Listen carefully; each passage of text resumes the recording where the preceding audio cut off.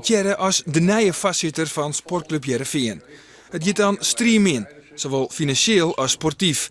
En de oud-bestuursvoorzitter van Stenden Hegeskwallen had de drege taak om van Heerenveen weer een zoene club te maken. En daar zet Veenstra vol op in. Dure spelers worden met verlies van de hoorn dienen, maar haar een hege salaris drukt net langer meer op de begrutting. En in 2011 wordt er voor het eerst zo'n jaren weer een liedse winst maken. Het al onder zijn vagonger Ime Kuper in gang zet een plan om de eigen jeugdopleiding Varangtian betros zetten. En mijn spelers als Assaidi en Luciano Narsing had Heerenveen weer zicht op mooie transferweesten. En exportief gaat het beter. Stabiel is het nog net, maar het paard omheeg is inzetten. Organisatorisch en op menselijk vlak binnen de nedige vragen. Bij zijn oorstellen zei Robert Veenstra dat hij absoluut gebruik maakt zal van de kennis van oud-voorzitter Riemer van der Velde. Het is een man met een groot voetbalhart en een groot inzicht in voetbal en in de Heerenveen. Ja, en ik hoop dat er iepen zit voor een aantal wijze lessen naar mij. En daar zal ik goed naar luisteren. Mooie woorden, maar beide heren binnen al een skoft net meer on speaking terms. En intern jouwt Veenstra bot op de in zijn eigen bemoeizuchtige Van der Velde. Van der Velde is intussen adviseur van Heracles Almelo, VVV, Go Ahead Eagles en FC Zwolle, maar net langer van Sportclub Heerenveen. Oer Foppe de Haan verkondigt Veenstra in het programma Boppenslag Café dat hij impeteer is oer een functie bij de club. Maar natuurlijk gaan wij maar Foppe bellen. Maar Foppe de Haan is dan nog coach in Zuid-Afrika bij Ajax Cape Town en wit van Neert. Ja, dan krijg ik wat je eronder verstehen, maar volgens mij net echt. Toen hij benoemd is als voorzitter, toen ben ik een keer een jongen bij hem op bezoek geweest, want dan worden er allerlei dingen weten. Nou ja. Nou, ik mag toe lezen en ik bel je Johan Eijwijk weer om.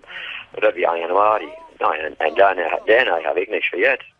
De Haan wordt uiteindelijk wel binnenhellen op vastspraak van technisch directeur Johan Hansma. Maar van Oelis tussen Veenstra en de Haan is van het begin al geen sprake.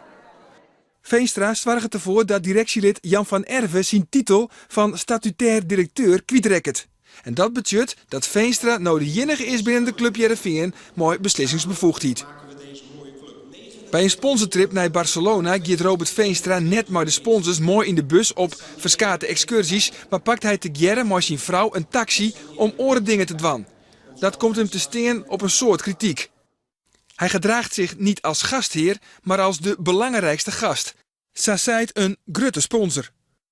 De teammanager van de voetbalvrouwen krijgt per sms te jaren dat Heerenveen geen geld meer stekken wil in de vrouwenstak.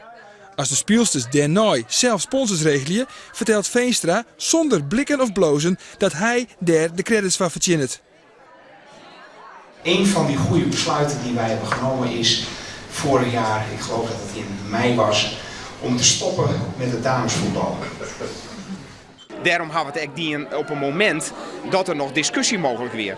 Zo, als we dat dienen hier op het moment dat het echt aan weer, ja, dan koest ik niks meer bereiken. Maar dat kon ook nog wel. Als na het desastreuze eerste seizoen praat we over de takkomst van trainer Ron Jans, wil Johan Hansma het contract van Jans beëindigen. Robert Veenstra houdt het ontslag zien. Hij besluit om de assistent van Jans, Raymond Liebrechts, voor te sturen in de hoop dat Jans solidair is om zijn vrienden toch zelf op te stappen. Maar dat plan misleert. Jans biedt aan, maar het contact is verstoord. In de organisatie regeert Veenstra met hudde hoorn, melden anonieme bronnen binnen de club. Zo hanteert hij het zogenaamde gele kaartensysteem, een soort van waskoging. 2 keer giel is per direct ontslag. En dat zorgt ervoor dat het personeel benauwd is voor Robert Veenstra. Kritiek wordt ek net accepteren. Veenstra komt hield niet meer op een eiland te staan en had net volle vreun binnen de club. Hij oordelier kan vaststeld worden dat Robert Veenstra de club stadig aan weer naar zo'n vaarwetter stuurt. Tegelijk neemt de onvrede oer zijn optreden binnen de organisatie ta. Zolang als het financieel en sportief herstel trots zet, zit Veenstra goed. Maar oors liep het zijn draagvlak onwis.